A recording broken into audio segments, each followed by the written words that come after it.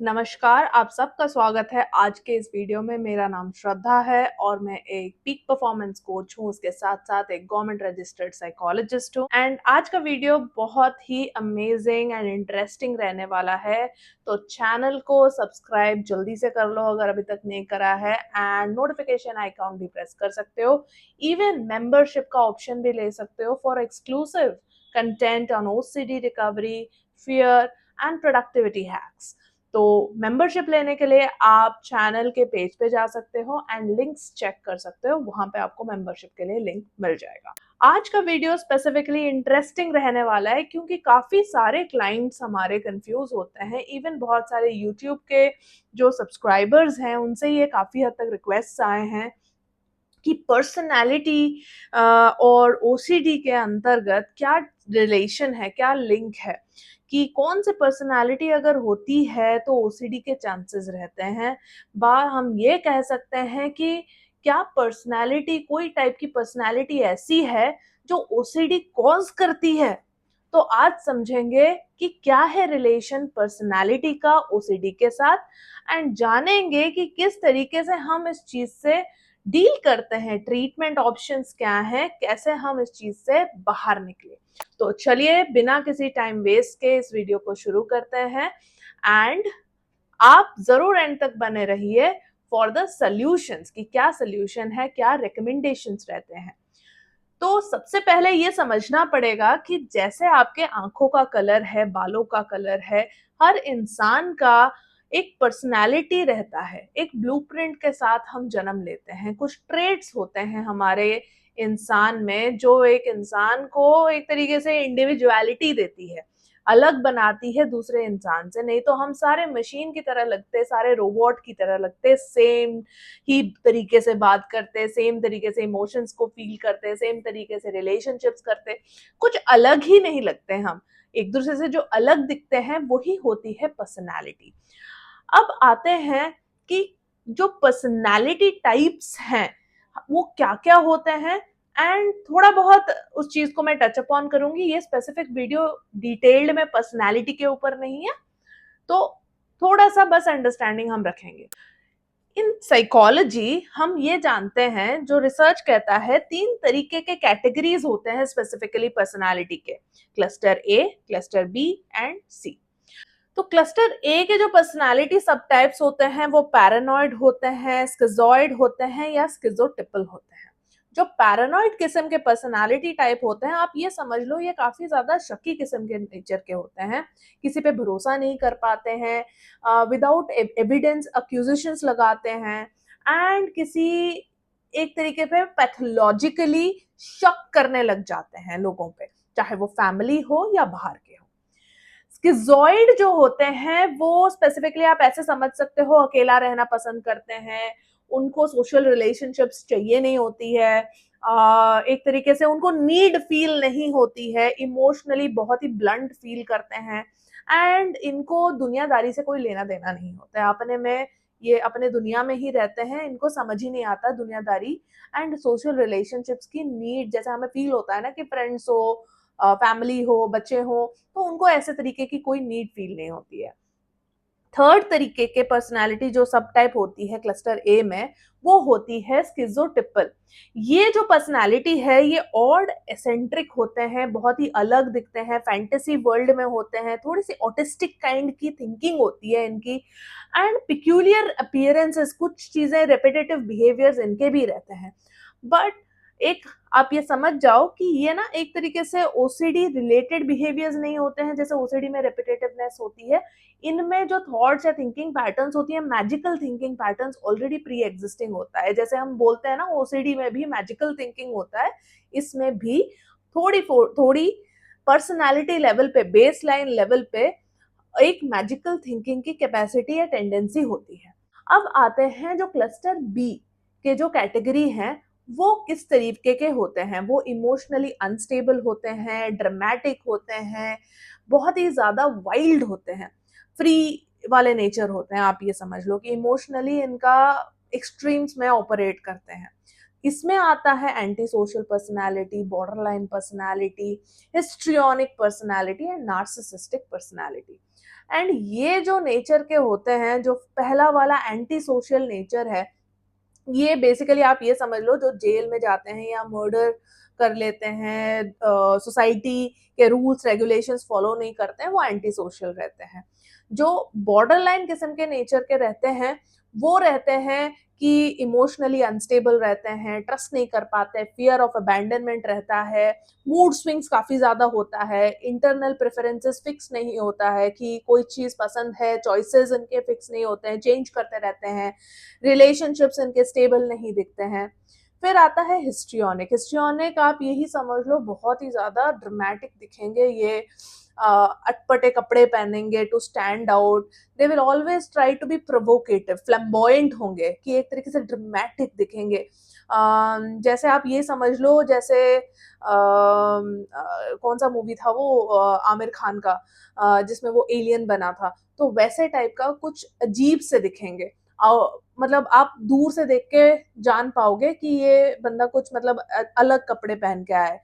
जैसे अगर हॉस्पिटल जानी होगी तो बिल्कुल शादी के कपड़े जैसे पहन के आते हैं वैसे पहन के आ जाएंगे।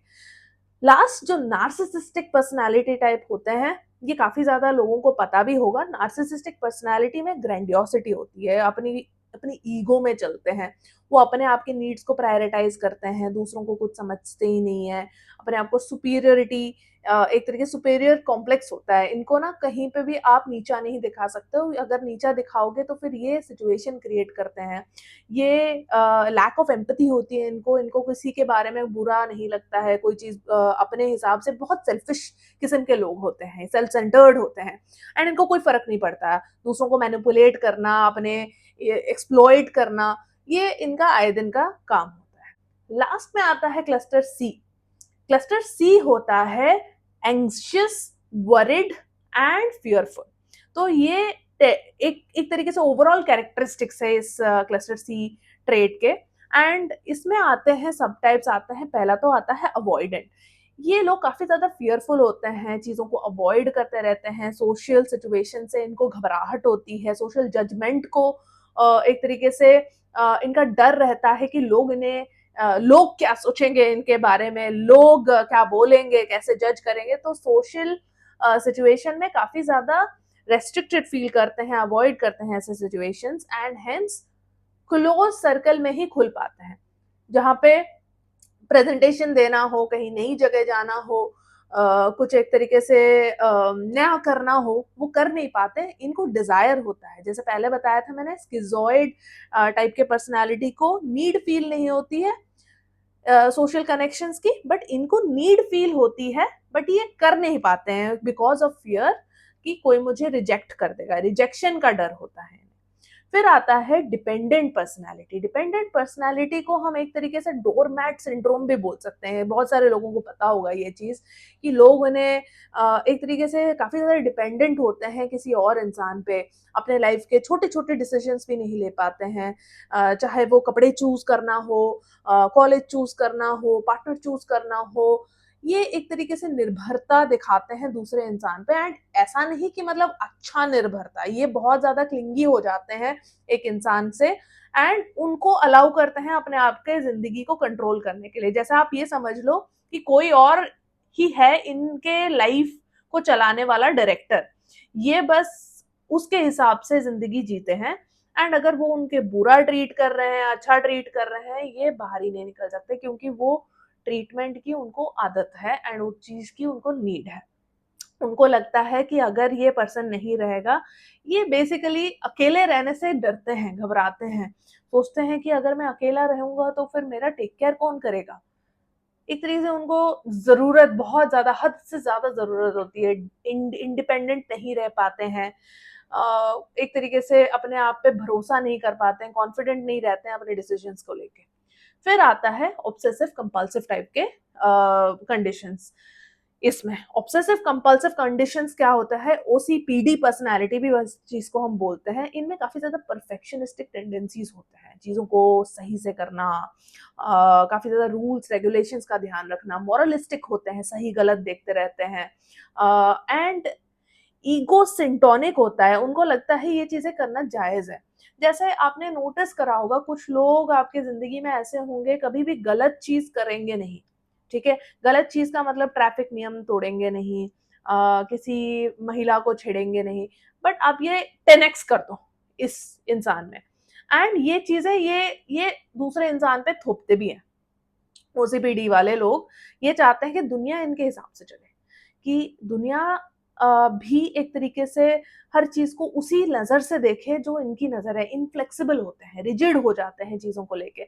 आप ये समझ लो बहुत स्ट्रिक्ट होंगे, कोई आपके लाइफ में ऐसे होंगे पर्सन, जैसे टीचर्स हो गए, या जो अ, चाहे हल्की सी कॉमा भी मिस हो गई या फुल स्टॉप मिस हो गया, बवंडर बना देंगे उस चीज का। फेलियर, एक तरीके से इनको फेलियर का डर लगा रहता है, फॉल्ट फाइंडिंग का डर लगा रहता है। ये नहीं चाहते हैं कि कोई इनमें कुछ कमियां या खामियां ढूंढे। तो काफी ज्यादा टेंशन में रहते हैं ये, कि लाइक मुझे कोई मेरे को कोई पॉइंट आउट ना कर दे। तो इसी चक्कर में परफेक्शनिस्टिक टेंडेंसीज करते रहते हैं अपने वर्क में, अपने रिलेशनशिप में, एंड इनफ्लेक्सिबल हो जाते हैं जिंदगी में, खुश नहीं रह पाते हैं जिंदगी में। बहुत ज्यादा रूल्स रेगुलेशंस, मोरालिटी, इन चीजों में घिरे रहते हैं। अब ये तो रहे किन टाइप्स के पर्सनालिटीज होते हैं, ठीक है। अब कौन से टाइप के पर्सनालिटीज इनमें से ओसीडी ग्रस्त होने के काफी वल्नरेबल है, अब वो समझते हैं। देखिए, जो क्लस्टर ए में है, क्लस्टर ए के जो पर्सनालिटीज हैं, उनमें से स्किज़ोटिपल, जो थर्ड वाली चीज कैटेगरी मैंने बताई आपको, स्किज़ोटिपल पर्सनालिटी में टेंडेंसीज होते हैं ओसी या फिर ऑब्सेसिव कंपल्सिव नेचर के, रेपिटेशंस करने के, या फिर एक पिक्यूलियर मैजिकल थिंकिंग होने के चांसेस रहते हैं, जो कि ओसीडी में बदल जाता है, एंड बदलने के कैपेसिटी रहता है अगर अंडर स्ट्रेस आ जाए। क्योंकि आपको ये समझना पड़ेगा, OCD is a disorder, it's a diagnosis, it's a clinical diagnosis, and personality एक तरीके से होती है लोगों को, एक तरीके से वो प्रेजेंट ही होती है, वो क्लिनिकल डायग्नोसिस नहीं होती है, वो ट्रेट लेवल पे ऑलरेडी एग्जिस्ट करती है। So it is not a problem until unless it results into some kind of difficult situation, कि आपकी फंक्शनैलिटी अफेक्ट हो रही है, आपके रिलेशनशिप्स अफेक्ट हो रहे हैं, आप काम नहीं कर पा रहे हो, आप खुश नहीं रह पा रहे हो, आपकी मूड अफेक्ट हो रही है। तो उस हिसाब से अगर आपकी पर्सनालिटी कुछ स्ट्रेस को सामना करती है, या फिर आपके पर्सनालिटी के वजह से आपको दिक्कतें आना चालू हो जाए, तब पर्सनालिटी दिक्कत या डिसऑर्डर्स होते हैं। उससे पहले पर्सनालिटी इज कंप्लीटली फाइन। हर इंसान के कुछ ना कुछ पर्सनालिटी ट्रेट्स होते हैं। जैसे मेरे को लगता है मेरे मेरे में क्लस्टर बी के भी ट्रेट्स हैं, क्लस्टर सी के भी ट्रेट्स हैं। तो एक तरीके से लोगों में मल्टीपल पर्सनालिटी ट्रेट्स भी हो सकते हैं। तो रही बात किन पर्सनालिटीज में, हम वापस से आते हैं टॉपिक पे, कि किन पर्सनालिटीज को चांसेस होते हैं ओसीडी होने के। पहला तो मैंने आपको बता दिया, क्लस्टर ए में से स्किज़ोटिपल वाले को ज्यादा चांसेस रहते हैं कि उनको ओसीडी की दिक्कत आए, बिकॉज उनमें ऑलरेडी मैजिकल थिंकिंग वाला नेचर होता है, रेपिटेटिव बिहेवियर्स या ऑटिस्टिक टाइप के थिंकिंग होते हैं जो रेपिटेटिवनेस को फोकस करते हैं। तो उनमें ऑलरेडी चांसेस ऑलरेडी एग्जिस्ट करती है, एंड वो हायर लेवल पे चला जाता है अगर वो अंडर स्ट्रेस या फिर कुछ भी ऐसे सर्कमस्टेंसेस में आते हैं। सेकेंड आते हैं क्लस्टर बी में, जो क्लस्टर बी में जो स्पेसिफिकली ग्रस्त हो सकते हैं वो है बॉर्डर लाइन। यस, इनको आरओसीडी भी हो सकता है, क्योंकि इनको अबैंडनमेंट इश्यूज ऑलरेडी रहते हैं। इनको एक तरीके से आप ये बोल सकते हो, इमोशनली इनको काफी ज्यादा हाईज एंड लोज देखना पड़ता है। तो काफी हद तक ये फियर बेस्ड ओसीडी में भी घुस सकते हैं, स्पिरिचुअल ओसीडी भी हो सकता है, काफी ज्यादा क्लेanलीनेस रिलेटेड ओसीडीज भी हो सकते हैं इनको। एंड इनमें चांसेस ये भी रहता है, इम्पल्सिव काफी होते हैं, बहुत एग्रेसिव हो जाते हैं कभी कभी। तो इसी वजह से इनमें ओसीडी काफी हद तक ये भी देखा गया है कि फैमिली भी काफी परेशान हो जाती है, क्योंकि ये लोग समझते नहीं है, इम्पल्सिव रिस्क टेकिंग बिहेवियर्स काफी ज्यादा रहता है। तो इनमें कंपल्शंस होने के जो चांसेस है ना, वो इंक्रीज हो जाती है। तो काफी हद तक बॉर्डरलाइन जो पर्सनालिटी टाइप है, उनको ओसीडी होने के चांसेस हाई रहते हैं।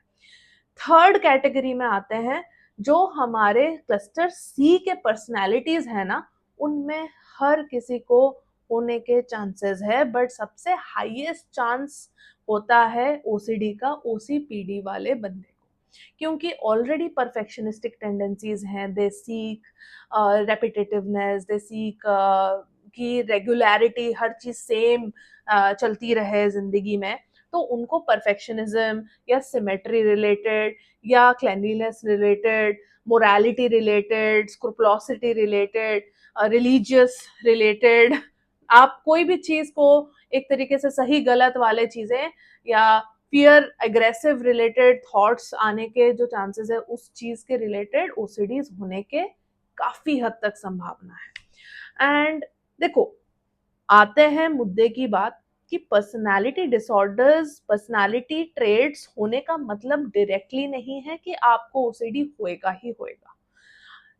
इसका मतलब बस यही है कि चांसेस कुछ पर्सनालिटीज के ज्यादा होते हैं अगर वो पर्सनालिटी एक अनहेल्दी लेवल पे चली जाए। अगर आप अपने लाइफ में उस चीज को बैलेंस नहीं कर पा रहे हो, आप दुनिया में एक बैलेंस मेंटेन करके चल नहीं पा रहे हो, तो डेफिनेटली कोई भी पर्सनालिटी केओटिक हो सकती है, कोई भी पर्सनालिटी डिसऑर्डर में कन्वर्ट हो सकता है।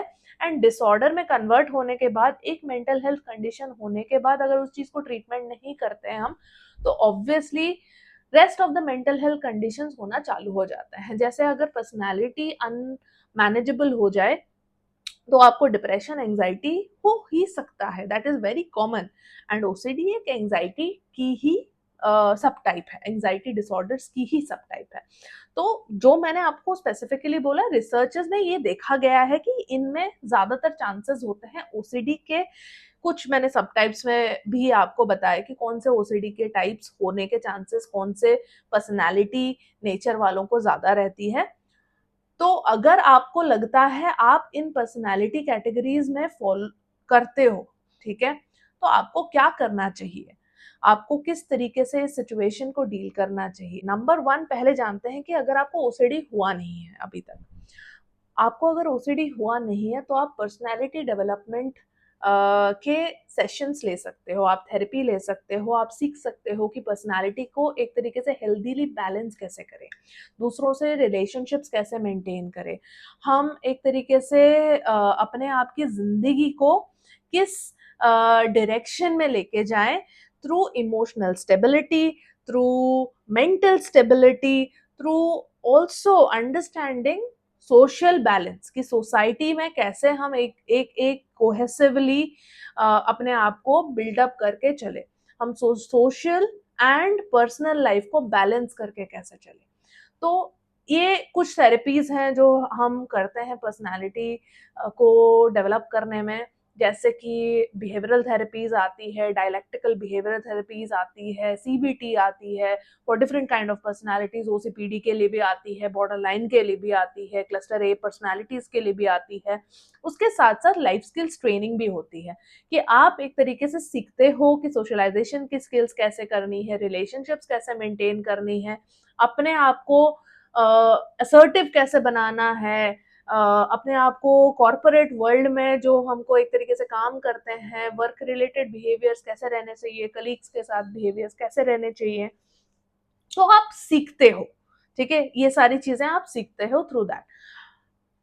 अगर सेकंड में आते हैं, अगर आपको ओसीडी हो गया है एंड आपको ये पर्सनालिटीज भी समझ आ रही है आज के वीडियो से कि कौन से टाइप के पर्सनालिटी नेचर वाइज आप फील कर रहे हो कि आपको है, तो पहला जो आपका लाइन ऑफ ट्रीटमेंट यही होना चाहिए कि पहले हम ओसीडी को टारगेट करें, क्योंकि ऑलरेडी वो बीमारी स्टार्ट हो चुकी है। ठीक है, ऑलरेडी आपको सिवेरिटी ज्यादा है, माइल्ड है, मॉडरेट है, सिवियर है, वो आपके थेरेपिस्ट पहले जो कंसल्टेशन होता है उस चीज में फिगर आउट करते हैं। बट अगर आपको स्पेसिफिकली बस जानना है तो उसके लिए साइकोमेट्रिक टेस्ट भी हो सकते हैं, आप करवा सकते हो। तो पहले तो हमें ओसीडी को ही ठीक करना पड़ेगा through CBT, through any kind of other behavioral therapies, ACT, SFBT and ERP। उसके बाद ही हम जा सकते हैं to the root causes, that is maybe the personality that has created this, जो चीज इसने क्रिएट करी है वो पर्सनैलिटी रूट कॉज हो सकती है। एंड फिर हम जाएंगे, पहले हम आग को बुझाएंगे, फिर हम रिप्लांटेशन करेंगे। आप यही समझ लो, अगर जंगल में आग लगी हुई है, हम नया पौधा नहीं प्लांट कर सकते उस टाइम पे, हमें पहले आग को बुझाना पड़ेगा, शांत करनी पड़ेगी धरती माँ को, फिर उसमें हमें खुदाई करनी पड़ेगी, फिर उसमें जाके हम नया प्लांट, नया बीज बो सकते हैं।